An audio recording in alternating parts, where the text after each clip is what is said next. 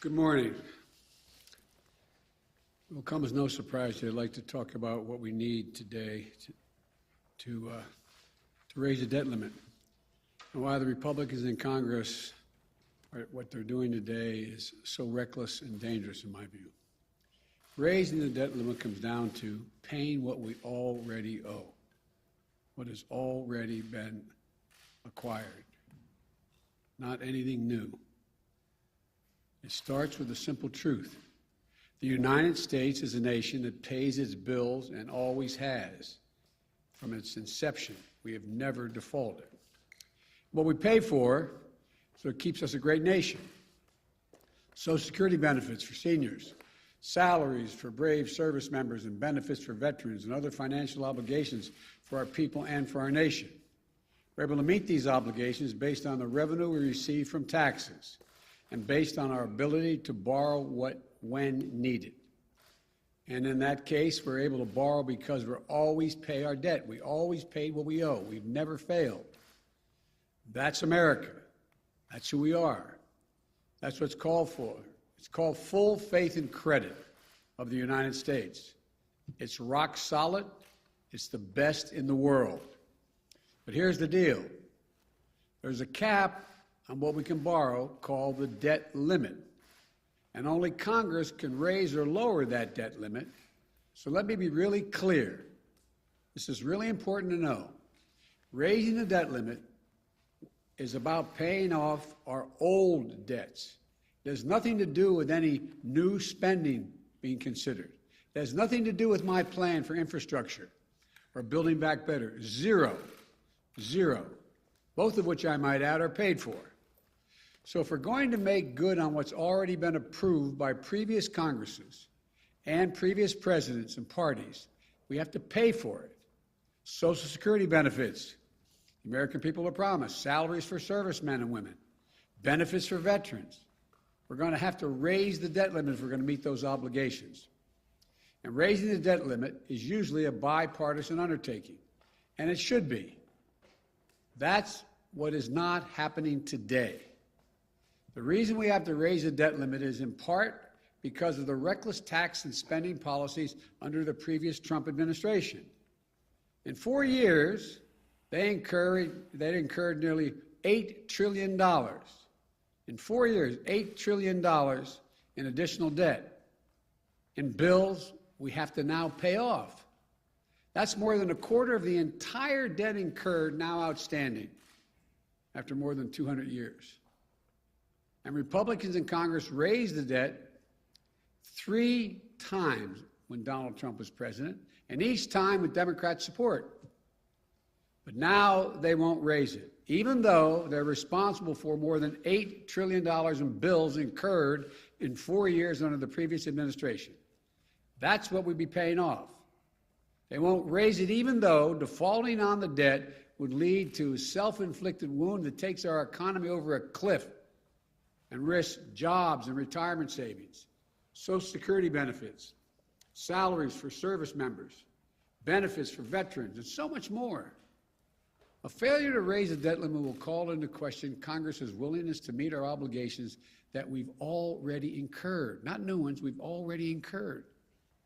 This is going to undermine the safety of U.S. Treasury securities, and it will threaten the reserve status of the dollar as the world's currency that the world relies on. American credit rating will be downgraded. Interest rates will rise for mortgages, auto loans, credit cards, borrowing. Folks, watching at home, you should know this is the Republican position. Here's it is. They won't vote to raise the debt limit to cover their own spending. Democrats voted with them to cover that spending last 4 years, the previous 4 years. They say Democrats should do it alone. But then they're threatening to use a procedural power called the filibuster, meaning that we'd have to get 60 votes, not 50 votes, to increase the debt limit. This would block the Democrats from meeting our obligations and responsibilities to prevent Congress from raising the debt limit. So let's be clear. Not only are Republicans refusing to do their job, they're threatening to use the power their power to prevent us from doing our job, saving the economy from a catastrophic event. I think, quite frankly, it's hypocritical, dangerous, and disgraceful. Their obstruction and irresponsibility knows absolutely no bounds, excuse me, especially as we're clawing our way out of this pandemic. Democrats will meet our responsibility and obligation to this country. We're not expecting Republicans to do their part. They made that clear from the beginning. We tried asking to no avail. We're just asking them not to use procedural tricks to block us from doing the job that they won't do. Meteor is headed to crash into our economy. Democrats are willing to do all the work stopping it. Republicans just have to let us do our job. Just get out of the way. If you don't want to help save the country, get out of the way so you don't destroy it. We don't have time to delay with elaborate procedural schemes, which Republicans' proposals require. Scores of votes without any certainty at all, many of which have nothing to do with the debt limit at all. And that's when accidents happen. In the days ahead, even before the default date, people may see the value of their retirement accounts shrink. They may see interest rates go up, which will ultimately raise their mortgage payments and car payments. And the American people, look, I just say it this way. As soon as this week, your savings in your pocketbook could be directly impacted by this Republican stunt. It's as simple as that. Republicans say they will not do their part to avoid this needless calamity.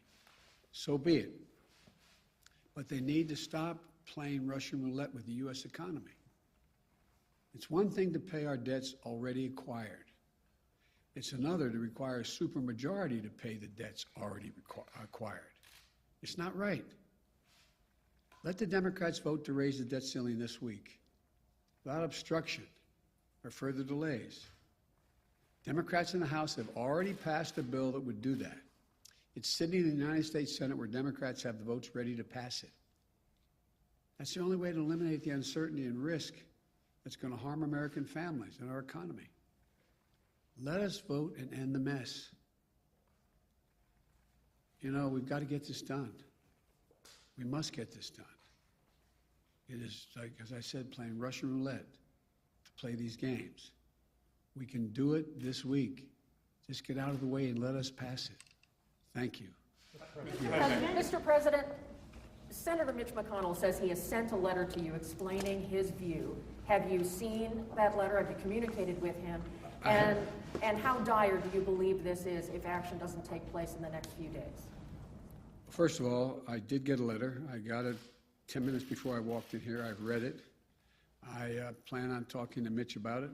He and I have been down this road once before, back when I was vice president, and I hope we can have some intelligent and honest conversation about what he's proposing. And I think the easiest way to do this, and if the Republicans would not use the filibuster, would be to let us vote on what is already in the Senate right now, passed by the House, to raise the debt limit. And we could do that in the next several days. Mr. President. Thank you, Mr. President. You've often touted your experience in the Senate, your 36 years in the Senate. Your aides have talked about your abilities to be a closer on deals involving legislation. Why were you unable, Mr. President, to close the deal with members of your own party on key parts of your legislative agenda last week? Thank you. I've been able to close a deal on 99% of my party. Two people. That's still underway. I don't think there's been a president who's been able to close deals that's been in a position where he has only 50 votes in the Senate and a bare majority in the House. This is a process. This is a process. We'll get it done. It sounds like you're putting the blame squarely on two U.S. senators for your inability to close that deal, Senator Sinema and Senator Manchin. Am I incorrect? Is that who the blame lies with? Look, I need 50 votes in the Senate. I have 48. Mr. President, Leader Schumer has vowed not to raise the debt ceiling through the reconciliation process. So ultimately, if push comes to shove, Leader Schumer has said he won't raise the debt ceiling through the reconciliation process. So ultimately, if push comes to shove and Senator McConnell does not change his position, what is more important, that position that Senator Schumer has or raising the debt ceiling? And then I also have a question for you on Ethiopia. No, I'm going to answer one. I'm not going to answer Ethiopia. Let's stick on the debt so we don't confuse the American people. Number one, the issue of reconciliation, which is like code to the American people. What's reconciliation? There is a process that I understand the Republican leader is willing to initiate, go through, that would require literally up to hundreds of votes. It's unlimited number of votes having nothing directly to do with the debt limit. Could be everything from Ethiopia to anything else that has nothing to do with the debt limit. And it's fraught with all kinds of potential danger for miscalculation. And it would have to happen twice. So you could literally have several hundred votes over the next number of days. Everything else would come to a standstill, but you still find yourself in a situation where at the end of the day, we may have passed something that in fact then has to be undone again by either Democrats or Republicans. It's an incredibly complicated, cumbersome process when there's a very simple process sitting out there. Sitting at the desk in the United States Senate is a bill passed by the House saying, we Democrats will raise the debt limit, take responsibility for raising it, even though we didn't, some voted to acquire the debt as well. We'll go ahead and do that. That's the way to proceed. But if it comes down to reconciliation or raising the debt ceiling, which position would you take? I'm not going to cross that bridge till we have to get there. Address the allegations of genocide and why you haven't yet imposed those sanctions that you authorized 2 weeks ago, sir? I'll speak to that later. Regarding your Build Back Better agenda, we know the top line figure from Senator Manchin is $1.5 trillion.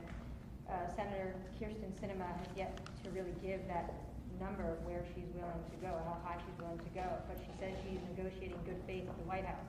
What is her figure? I'll let her tell you that. I don't want it. We're in negotiations. Is it between 1.5 and 3.5? Is it higher at least than the 1.5? I'm not going to negotiate in public. Mr. President, Mr. President. Mr. President, how is what the Republicans are doing now any different from when you opposed raising the debt limit as a senator during the Bush years? Because we weren't calling for filibuster. We did not requiring 60 votes, and it was a straight up and down vote. Mr. President, Mr. President, you're talking about how you have 48 Democratic votes right now. The other two have been pressured over the weekend by activists.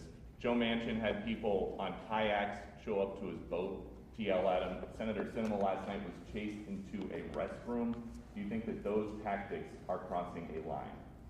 I don't think they're appropriate tactics, but it happens to everybody. From the only people it doesn't happen to are people who have Secret Service standing around them. It's part of the process. Yes, sir. Just really quickly, a lot of people have been trying to attack immigration. Mr. President, I know you don't want to comment on other senators' positions in the negotiations, but what do you think the size of the reconciliation package should be? What specific dollar figure? Well, I laid out what I thought it should be. It's not going to be that. It's going to be less. I mean, look, the legislation, both the Build Back Better piece as well as the infrastructure piece, are things that I wrote. These didn't come from, God love him, Bernie Sanders or AOC or anybody else. I wrote them. I disagreed with Medicare for All, for example. I disagreed, but I laid out what I thought would be important. For example, I think in the Build Back Better program, it's required that we, in fact, have the best education available to us. And I'll be speaking to this in detail tomorrow. But look, here's the situation. How can we, in an ever-competitive world, increasingly competitive world, how can we not meet the educational standards at least other countries are working toward? Nobody is reducing the number of years they want their children to go to school or people to go to school. You've heard me say it before, as my wife says. If any country out-educates us, they're going to out-compete us. Look what China's doing. Look what the rest of the world is doing. They're investing. They're also investing in things that relate to ability for people to go to work and stay at work. We have several million women who can't go back to work because they don't have any way to take care of their children. So to give a tax cut to a working mom to be able to afford daycare, is that bad? Is that a bad idea? I think it's a darn good idea. We'll get people back to work.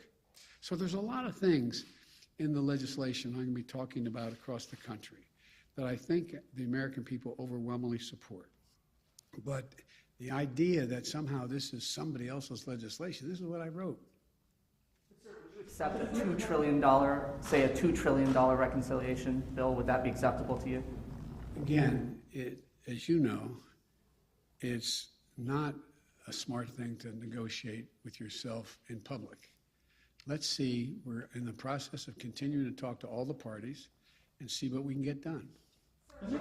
Thank you so much, Mr. President. Two questions. First, you said there was progress in the negotiation, but today you said you only have 48 votes. So what is this progress? And another question on the part, an international news that was big yesterday about the Pandora Papers. Do you have any reaction? You put fight against corruption as the core I'm of sorry, I didn't get the last Pandora part. Papers. The Pandora Papers. You said that you put fight against corruption in the core of your national security policy. So what is your reaction, and do you plan to do anything about it? We're looking at that right now. The first part of your question was what? Was about progress. What does progress look like for you in the negotiations? Winning. That's the progress. The last question. The Hyde Amendment. I just want to be very clear. Can you guarantee that the U.S. will not breach the debt ceiling, that will not happen? No, I can't. That's up to Mitch McConnell. So it is possible that the U.S. will not pay its debt. That is possible. I can't believe that will be the end result because the consequence is so dire. I don't believe that. But can I guarantee it? If I could, I would, but I can't. Thank you all very much. Appreciate it.